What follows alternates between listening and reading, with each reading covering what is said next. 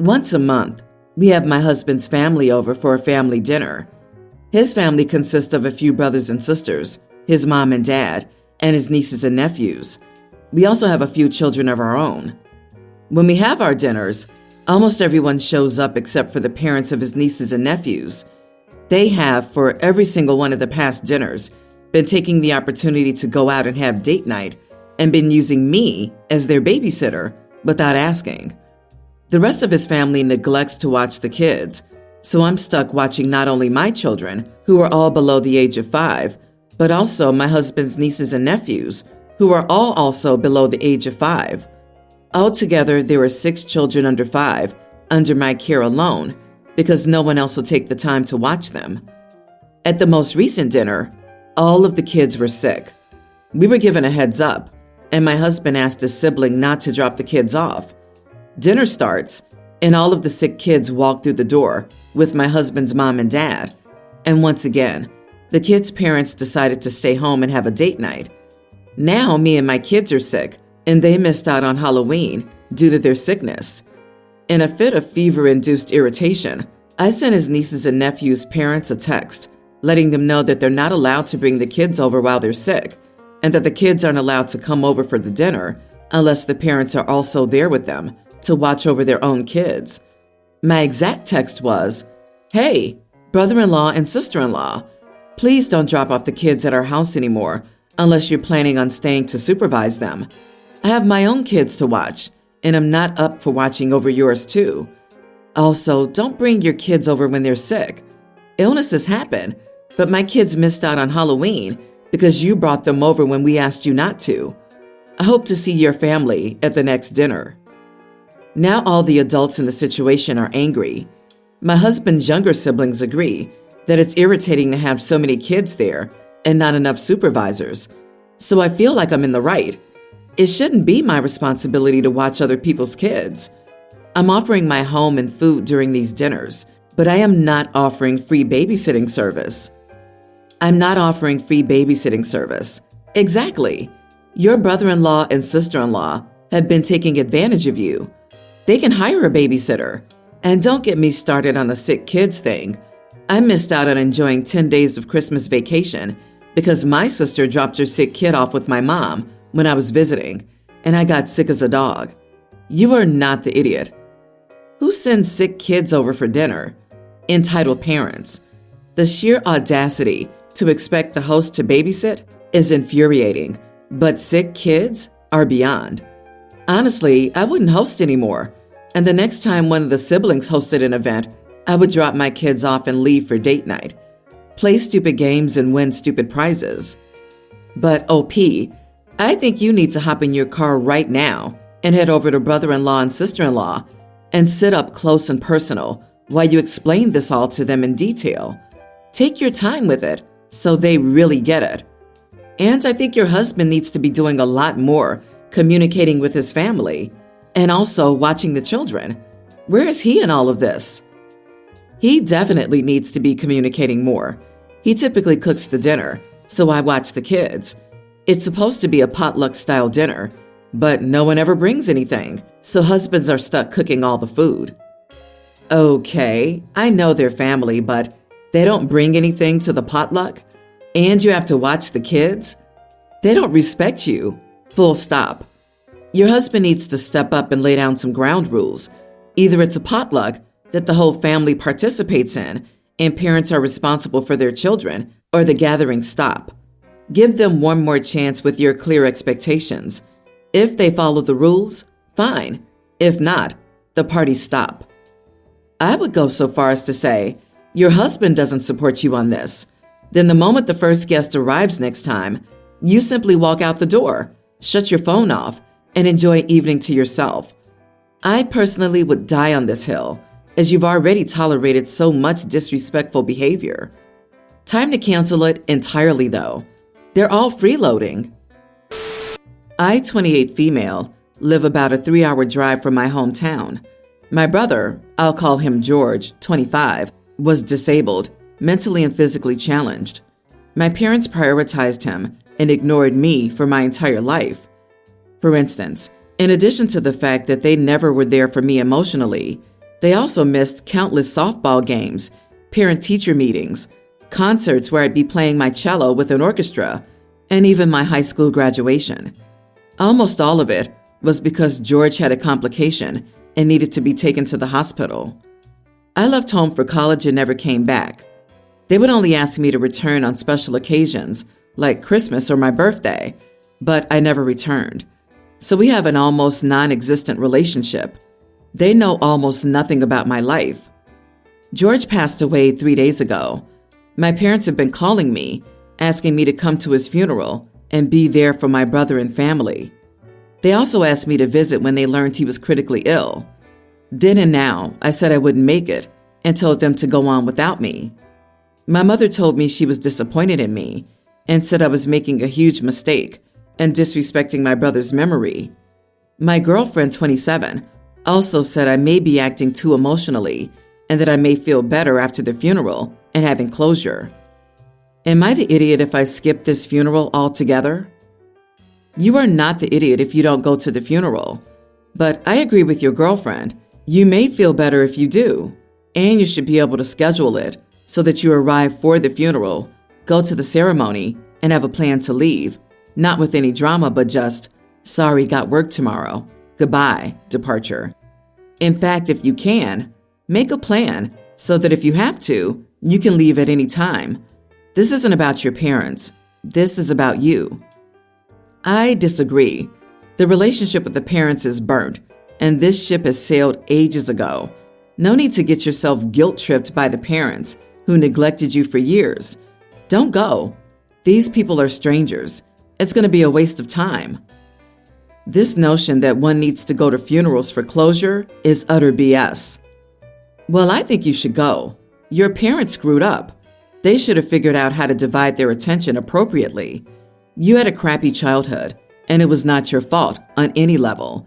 But it also wasn't George's fault. He couldn't help that he was mentally and physically disabled and required frequent hospitalizations. What a crappy hand to be dealt in life, right? It's not his fault either, on any level. He didn't want that for himself. You were just two blameless innocents in this story. So yeah, screw your parents, but honoring George and separating him from the actual bad actors in your mind isn't a bad idea. You may want to pay your respects to him, regardless of your parents' wishes. She can pay her respects without going to the funeral. She can visit his grave or do something meaningful in his honor on her own time without dealing with her parents' pressure and expectations. Funerals aren't about honoring the dead. Funerals are about helping the living grieve. I haven't ever found closure in going to a funeral personally. OP doesn't seem to need help grieving, nor does she care about helping her parents grieve. So there's no real reason to be there. OP, tell them you're giving a cello concert that day. Parents shouldn't be expecting you to provide emotional support now. Long story short, I, now 22 female, was removed from my mother's house and placed with my grandparents across the country when I was 14. My sister, Jane, now 28, was 19 and had already moved out. When I was 16, Jane got married and I was invited. I traveled with my grandmother. I was on perfect behavior until the reception. Guests kept giving me alcohol, and I ended up making out with one of the bartenders in a storage room somewhere. We were found, commotion happened, and I was kicked out along with Grandma. My sister came out to yell at me for intentionally sabotaging her wedding. She disowned me then and there. She blocked me on everything and refused to talk to me. It's been 6 years since then, and she only just started trying to talk to me again. But I'm over it. I stopped trying to get through to her years ago. Her message was a total pity party. It was all me, her, and how bad she's been feeling, etc. I just responded that I have no interest in talking to her. She then dropped the bombshell that she's pregnant and wants to patch things up with everyone before the baby's born. I said no and left it at that. I blocked her a few days later after she kept messaging me, but her husband, and weirdly his sister, kept messaging me no matter how many times I blocked them. My grandma told me to get over it and patch things up, and that I was making everything worse by being so schmarmy. She told me that she also got a text from Jane and has communicated with her as she wants to be a part of the baby's life. Am I the idiot? Hold on, so you were 16, very intoxicated, and making out with a bartender who, in the US, has to be over 21. Weddings don't typically hire the youngest bartenders as they want very experienced ones. So this bartender could have been a whole adult? Yikes! No one should have gotten mad at you. Kick the creepy bartender out. Holy crap, not the idiot. Somehow this is OP's fault? Every single adult in this situation failed. Why is OP, who was a child at the time, responsible for fixing this? Your sister's the one who threw the relationship away. Now she's trying to dig it out of the trash after 6 years because she'll have a baby? Not because she realized she was wrong or wanted to make amends, but because she's pregnant. No, it's not your job to fix a relationship your sister was fine with destroying. The fundamental issue is that the sister decided cutting OP out of her life was a morally correct or even proportional response to what happened, which is just actually insane. Who does that to their sibling? Adults were giving their underage sibling drinks. OP's being punished for crap they didn't even do, consent to, and had no life experience to use to be able to navigate. Every single adult failed OP here, and it's gross. With babies comes baby showers. Someone's gonna throw it and ask for contact details of all the relatives, and then it's gonna become public in the sister's friend group that OP is estranged. And if it comes out why OP is estranged, the sister will look bad to people. OP, this isn't about your sister having a change of heart. This is about reputation and damage control and not losing face in front of her friends. And also, probably about having you available to babysit so she can get a break. My son was bullied back in high school. He's now an adult with a wife and kids. We received a call from our daughter's school a few days ago. She bullied one of her classmates. It was nothing serious, just some name calling. We punished her and made her apologize. My son was there when we received the call. He took it very personally. He's now completely ignoring his sister. Last night, he called us to invite us to dinner, asking us to leave that witch at home because she's not invited. I was surprised and asked him what the heck was wrong with him to refer to his little sister like that. He said that he hated bullies and didn't want them in his home. I told him to get some therapy because he clearly needed it and told him to call us after he worked through his issues and decided to apologize. Until then, I don't want to see him. He called me an idiot and hung up. You are the idiot. How you worded telling your son to get therapy comes across as an insult, as if getting therapy is something to be ashamed or embarrassed about. If you genuinely think your son would benefit from therapy, then this topic should have been approached from a calm and supportive angle, no matter how angry or upset your son might be.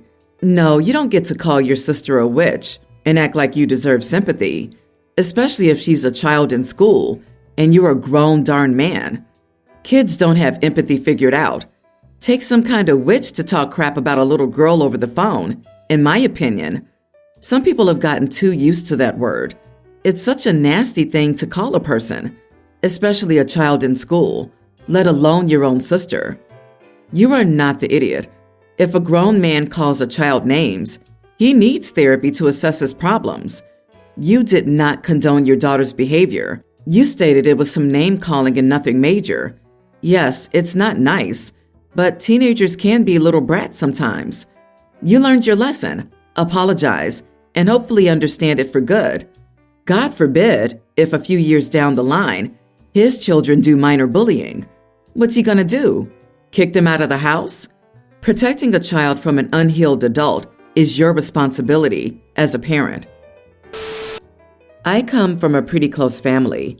My brother married Liz about 11 years ago, and they have 4 kids. Liz is not an easy person to get along with, but people in my family try hard for the sake of my nephews, who are the nicest kids ever. Liz and I don't have much of a relationship, and I'm cool with that. My younger brother, 22, Dylan, has lived with me since he got out of jail and rehab. He had a very traumatic event, and when people found out, he was bullied a lot, more than me when people figured out I was gay. I've gotten into plenty of dust-ups protecting him and don't give a darn. Dylan is not some dangerous person. He's quite square and reminds me a lot of my nephews. I went to my nephew's tween birthday party last weekend, and the topic of Thanksgiving came up. My brother suggested just doing it at our parents' house.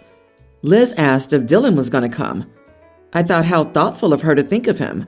She knows he had some issues and was putting a genuine effort into getting his life back on the rails. He got a job at Subway, complying with his probation, taking treatment seriously, and wants to go to college when he's done. Sure, he's been aloof in the past, and now he welcomes support. He sort of went underground over the shame and trauma of his past. I said, I'm sure he'll come. Liz said she didn't want her kids around a felon. I said, he's not a thief or someone you can't trust, Liz. Take it down a notch. She said, but he's a felon and an addict, and everyone knows. I said, yes, he is, and you're a witch, and everyone knows that. She got mad and said, do not talk to me that way. I said, then watch your mouth. If you don't want him around your kids, then that's your choice. But don't act like you're perfect or important, because you're not. My brother jumped in and said, don't talk to my wife like that. I said, I'll talk to her or you, however I want. I mean, we can go behind the parking lot if you like. My other sister-in-law said it was time to separate. I said, I'm good, and I'm out. Bye, Liz. See you at Thanksgiving. 6 days later, and it's Friday, and my brother texted me. He said I scared his wife, and he wanted me to apologize to her. I said, but of course, after she apologizes, acting like a stuck-up witch. He said she's not going to apologize to me. I said, well, then you can tell her that I said she can screw herself, or you can come down here and make me apologize. It's a shame because my brother and I used to be tight. Now my brother said, this isn't an episode of Jerry Springer, and be serious. I made Liz cry. Boo-hoo. Everyone's the idiot here. I get that you don't care for her, and you were only standing up for your brother, who it sounds like he's working hard to get his life back on track. She sounds judgmental and unforgiving, but how you went about it wasn't the best way to do it. We all say things in the heat of the moment that can't be unsaid. There are better ways to defend your brother and support him. Everyone here got heated and said things that shouldn't have been said. You are the idiot. Go behind the parking lot? Come down here and make me apologize? LOL, how old are you? Liz won't be the only person to have an opinion about your brother's past, incarceration, and rehab. You should take it down a notch and learn how to advocate for your brother. You're not helping him or protecting him with your attitude. Dylan will just be the ex-con with a hot-headed, idiot brother. If you can't handle the conversations about your brother or get control of your temper, then just walk away. Exactly, thank you. And to be honest, the sister-in-law wasn't even that bad. All she said was true, that she didn't want her kids around him. This kid made the whole argument heated. OP's just using his brother as an excuse to behave like an idiot. OP's only making Dylan's life harder by helping him. No one needs this kind of help. Thanksgiving should be interesting for this family.